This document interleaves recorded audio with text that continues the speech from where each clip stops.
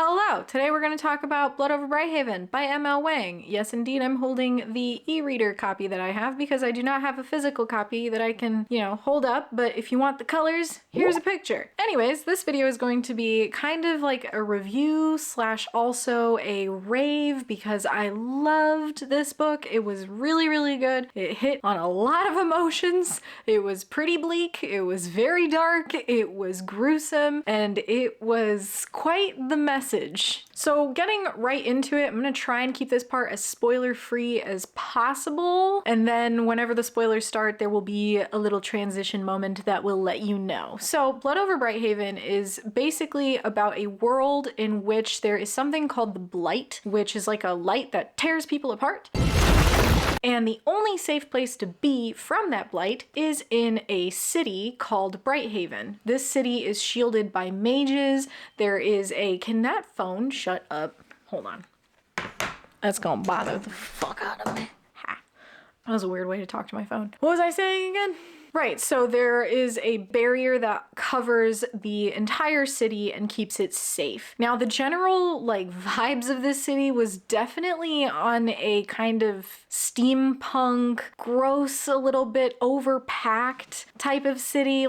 Honestly, the whole time I was thinking of Dishonored. I recently played the 3 Dishonored games. Well, recently, sort of. It took a while to get through them, but it felt a lot like that. And everything in the city is powered through magic. They have trains, cars, kettles, things like that. Just things that we, on our day-to-day life, it's powered by electricity. Here, it's powered by magic. And there is like a special reserve thing. There's a bunch of technical stuff that goes into the world building of this book, which I think is probably one of the strongest elements to it. But at the same time, there were so many parts of the book that I thought were so strong that all together just made the perfect book for me. I'm not gonna say it's the perfect one for everyone because obviously people have different opinions, but I freaking loved it. So anyways, the book starts off with, and this is pretty non-spoiler, it's the very first chapter, it starts off with a family of people that are outside of the city who are trying to get in because they know that's the only safe place. And just right off the bat, the book tells you, hey, this is not going to be a warm and fuzzy story because all but 2 of the people who get into the walls survive. And even when they get into the walls, it's an uncle and a niece, and the guards that are at the door, they're about to kill the niece because she got injured by the blight, by these light laser things that rip people apart. And so the uncle had to say that she was his daughter. And that's where the first chapter ends. Then you get introduced to our other character. What I consider to be the main character is Siona, who is a woman who does not like the station that she is given in life, which is basically that women just stay at home. They're, it's the typical, I don't know, 1920s to, well, no, maybe even earlier than that. I don't know the history of women that much, okay? I'm not a women's studies major or specialist or PhD holder, wielder, whatever. She wants to be a mage. Mages are only men. And she's listed off a couple women in history that actually made great waves, but the name that got slapped onto the paper are men's. And she's just like, no, I will be a woman who will publish my own research and who will be a great mage of my own worth, not through a man. So, she's very much like, fuck all these men. Well, okay. She is and she isn't. I mean, she's obviously very disappointed by the fact that she can't simply make a living off of her own talents. She's also very competitive and very passionate about what she knows. And she points out a lot of bullshit that she has to deal with. If you're a woman, I'm sure you can relate. So I gave you the setting which is in the city, and this city is the only safe place and magic runs it. And it's a world based off of this magic and these people who research it, or rather they research ways of applying it. And then you also have these people who come into the city. So there is a theme of, well, basically that American thing that I don't even know how to name it, but Trump saying we need a wall. That's basically what this is yeah, this Brighthaven, the city of Brighthaven, they put up a wall. Yes, it protects them from the blight, but it also gives them a reason to reject other people. So I forget what they're called. There's a name for that. They're not called Brighthaveners. They have a different name. I forget. The locals. Okay, the main people of the city, the people who claim to be the first ones to have been there. They reject the Quen. The Quen are the ones who live outside of the city. So yes, there is a very large theme of racism. So we get sexism, we get racism, and then we of course also get classism along with it, because why the fuck not? So the thing is, with all these people coming in, right, with all this immigration, these people trying to stay safe from the blight, the city's getting overflooded, and so the city needs to expand. Siona manages to become a mage, and she becomes a part of this project of expanding the city. But how do you do that? You need to find a specific source, because that's how the magic works. It kind of taps into what they call the other side, where there's energy that they can pull out of there and power what they have in their world. And so Siona studies this and tries to find a source of energy large enough to power the expansion of the barrier around the city, and thus making the city larger for everyone to come in. I'm going to stop with the non-spoiler part there, because I feel like if I go any further, it's gonna get a little too spoilery. So now we're gonna head into the spoilers.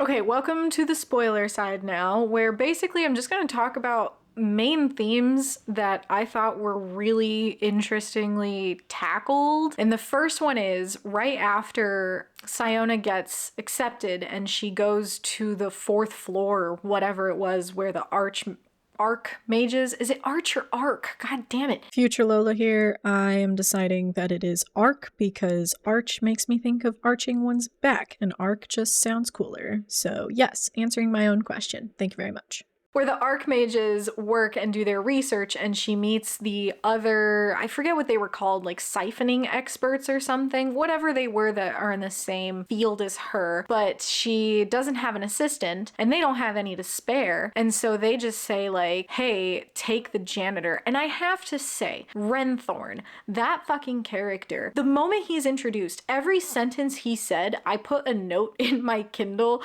of, I'm gonna slap him. Oh my gosh, punch him. Never mind, I need a knife. And then finally the last one, I was like, where's my gun? Every line he said, it just progressed to being worse. He's such a misogynistic ass of a pig. It's horrible. So anyways, that happens, of course. And Siona gets the janitor assigned to her, who ends up being Tamil, I don't know how to say it. He said like behind the teeth or whatever. It is explained how to pronounce his name. I just suck at it. So Tamil, he is the boy who made it through the barrier all those years ago and now has just been working, well, they're treated horribly. They get shit jobs. When the other archmages assign him to be Siona's assistant, it's supposed to be an insult to her, but it's such a disregard for the fact that Tamil is a human, and they don't even see Quen as human. So it was horrible. That scene in itself is obviously not kind, but what I thought was really interesting is how the coming together of these two characters, right? It's two characters that are oppressed. Siona is a woman who basically no one will ever believe that she is worthy of what she does, that she is intelligent and capable. I mean, shit, she gets accused of having been sleeping with Brigham, her mentor. And then you've got Tamil, who is a Quen, who's seen as less than human anyways and is constantly oppressed and is kept in the dirtiest, most compact area of the city. And yet, these two oppressed populations can still cause so much damage to one another. And that, I thought, was such a great example of what it means to sometimes have two people who struggle from something that is beyond their reach, that is something that's just constantly attacking them from the outside world, from what the world has been taught to believe about them, and how they can still inflict that same thing on another. So, I mean, a great example, Siona tries to make the joke that was played on her, the insult that was played on her, as something where she's like, you know what, I can do without this. It's a horrible microaggression and just insult to Tamil. Tamil's just been appointed to her. Also, they called him Tommy because they didn't want to say his name properly. They just called him Tommy instead of Tamil. Anyways, he says to her, when I say I can read Tiranish, I mean only very slowly. I learned from a supervisor at a previous job because he wanted me to handle inventory, but I've never attended a day school. I doubt I'll meet your standards. Like, he's just kind of done. You immediately get this impression that he's like, yeah, I know, I'm not educated, whatever, shit on me all you want. Like, they're just, he's just drilled into the ground. It's horrible. And then Siona says, you'll be fine. Siona's confidence was perhaps misplaced, but increasingly she liked this idea of turning a joke at her expense to her advantage. That would show Renthorn that he couldn't upset her. More than that, it would show all these mages that she didn't need any special accommodations to succeed.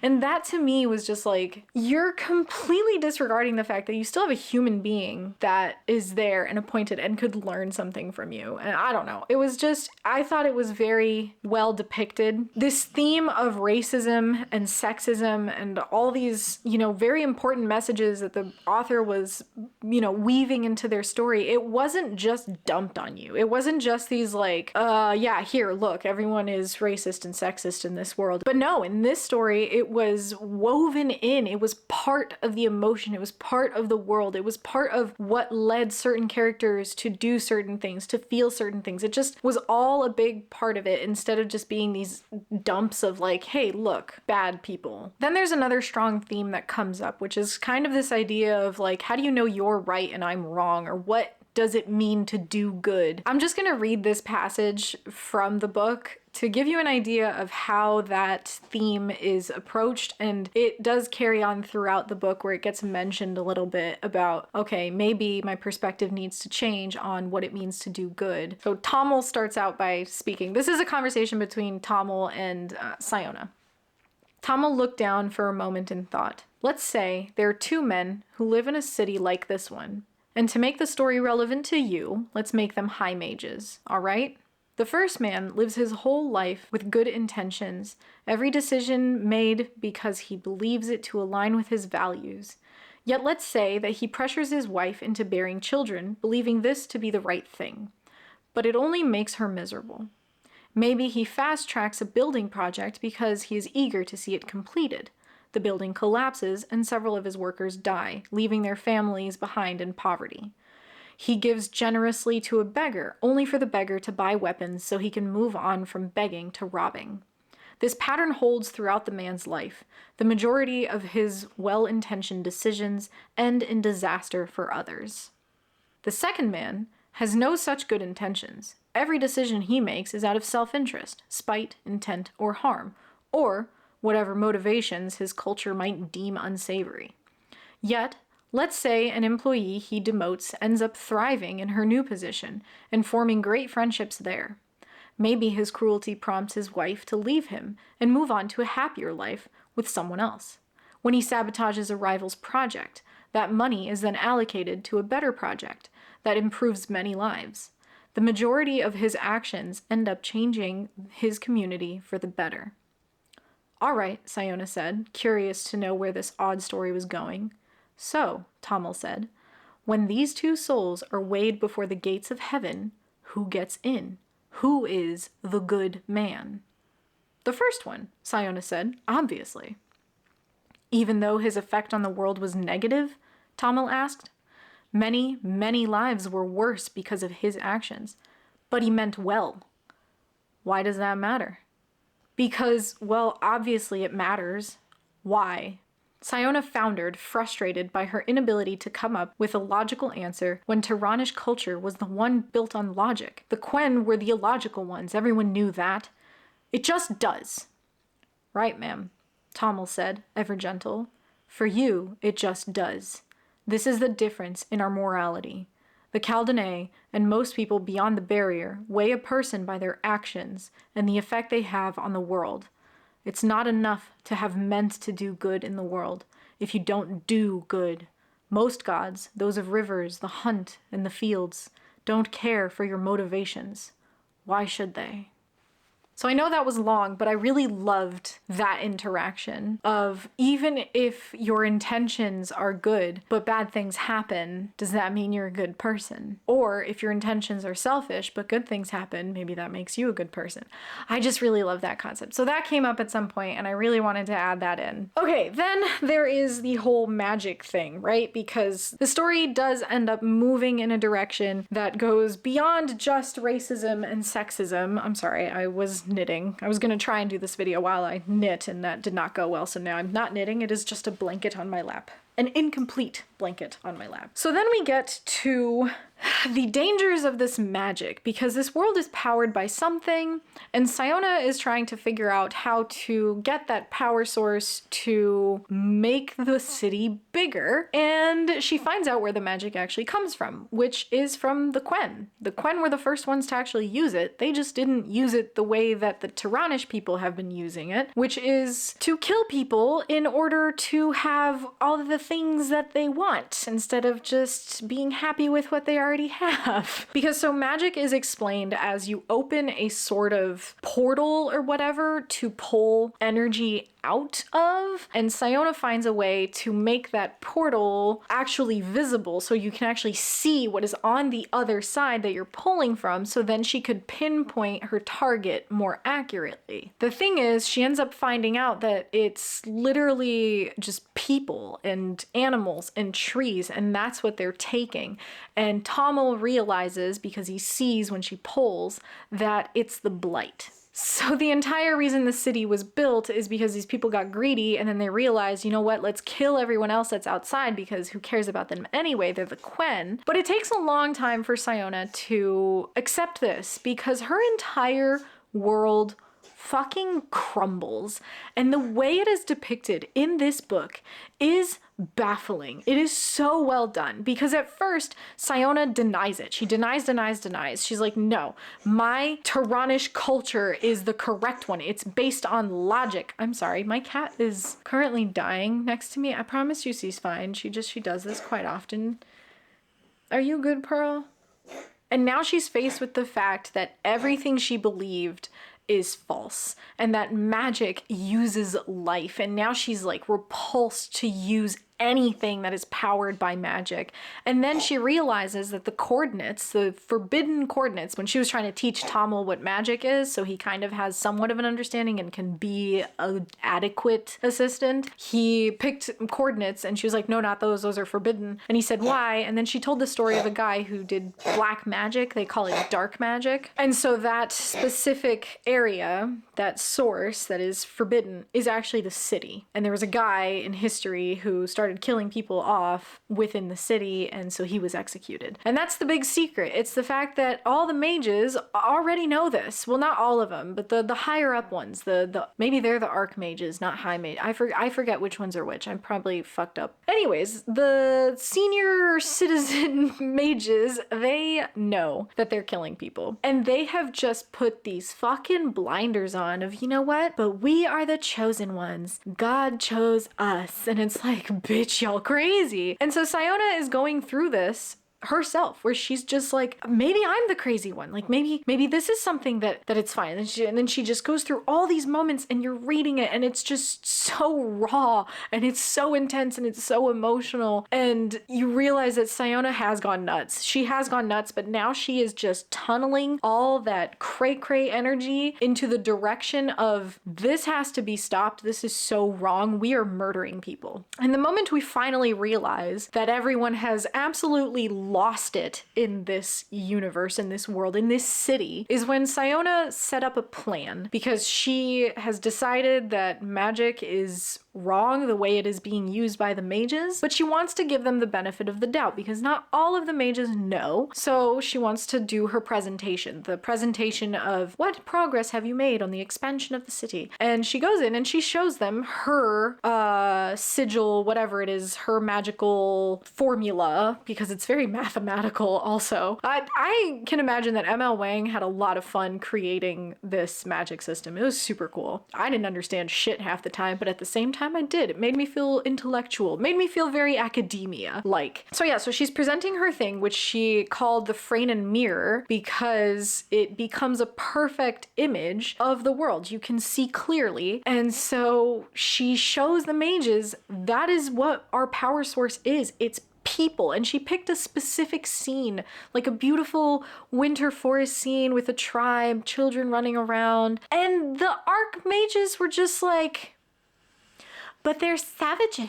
And it was just horrible. And you have that moment where, like, I just imagine Siona just standing there staring at these people and being like, man, and I thought I was crazy. The whole world is nuts. They're murdering people for their own gain, because they think that they're the chosen ones. They are the right ones. They are allowed to do this because Quen are less than human. It's just barbaric. barbaric, man. I had a lot of strong emotions reading this book, if you can't tell. But I just want to read like a specific part, because obviously they started telling Siona that, oh, she's just too delicate to be handling this information. You know, the classic bullshit of like, a woman's constitution. Here's just one interaction that happens. And just imagine that it's like copy pasted throughout the chapter, but with different words. It's old men stuck in their ways, repeating themselves and denying the crimes that they are committing and just convincing themselves that they're right. I believe this starts with Siona talking. I'm sorry, Archmage Supreme. I was taught that the quest for knowledge is at the core of all magic.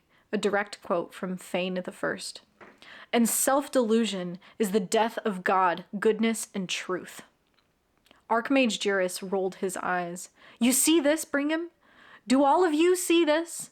This is precisely why we don't allow women into our order. God made them to be mothers. They biologically don't have it in them to do what is necessary. Fuck you, Duris. Yeah, and then, like, there's a phrase in here that just says, all the same rationales over and over, as though by repetition, they would become true. And that just encompasses that idea of fanaticism, of just, this is just the way it is. This is just the way it is. And it's like, my goodness, sometimes you really gotta break out a little bit, because otherwise you're gonna destroy the whole goddamn world. Although technically, Siona's the one who does that. So her whole plan was to try and give them a chance to see that magic is killing people. And then that ends up causing a bigger thing, because she sees nothing's gonna change, but she had a plan B. Her plan B was to blow up the reserve, which is basically this like self-functioning magic spell that kills everything in the perimeter of the city and stores up all of that life force into energy to power the city if there are ever like outages or whatever. I don't know. But she blows that up, and then she proceeds to open mirrors, her mirrors that show people what is on the other side, what is being used to power said item on every single item in the city. So now all of a sudden, no reserve and mirrors opening up on every, like, imagine if your refrigerator just had a thing open up all of a sudden, and on the other side you see an adorable little, I don't know, mountain lion with its cubs on the mountain, and then they just get by light laser stuff and everything's just getting eviscerated, right? And you see that everywhere, like the cars that are driving, everything. So the city goes into quite the panic, justifiably, and the Quen go on riot. They're just like, dude, y'all are killing our people. Siona gets imprisoned and she is to stand trial, and then there is just one last spell that she left behind for Tommel, because this was her suicide mission. And I have to tell you, I really hoped that there would be a happy ending, and I was very wrong. Because I'm still emotional about this shit. So when she gets summoned to her trial, she stands there and she still asks them, how can you justify this? How can you tell yourself that we are correct in our assumption that this is how we should be living our life, if this is how we should be powering our city? We are killing people. We've stolen from them. The first founders of this city stole everything from the Quen and then persecuted them and said that they were dumber than rocks even though they fucking invented the magic. I'm getting heated about it. So while she's there, all of the mages are there because it's a big council meeting. Also the politicians, because it wasn't just the mages who knew about the source of magic, it was also the politicians. Everyone fucking knew. And the last spell she leaves behind for Tommel is a way to essentially break the barrier and destroy the council. Destroy all mages, kill everyone. And he does it. Well, Kara does it, technically. Tommel's niece. And then it's a run to freedom. And it's truly amazing the way that this book was able to have a beginning chapter, people running to safety, right? And it was bloody and gory and horrible. And then the last chapter is them running to freedom. The thing is, too, as much as it was such a beautiful, emotional, and just amazing all-around story, in my opinion, I need a sequel novella or something. I need something at the end so that I can know that Tommel and Kara are out in the mountains or in a snowy field hunting and having a good life, and that there is no more blight, because I don't know, I needed some And I'm someone who usually really likes bittersweet endings. Like, this was an amazing ending, in my opinion. I loved it. I love these kinds of endings. But I need a little sneak peek at the end. Just a tiny little sneak peek. Because it just ends on them running away. That's it. They're just running away. Anyways, that is the end of this video. Thank you so much for watching. If you enjoyed it, awesome. If not, that is your prerogative. You can also follow me on Instagram, Twitch. I stream from time to time. There's more stuff down in the description. I don't know how to do these endings very well. Thank you and goodbye.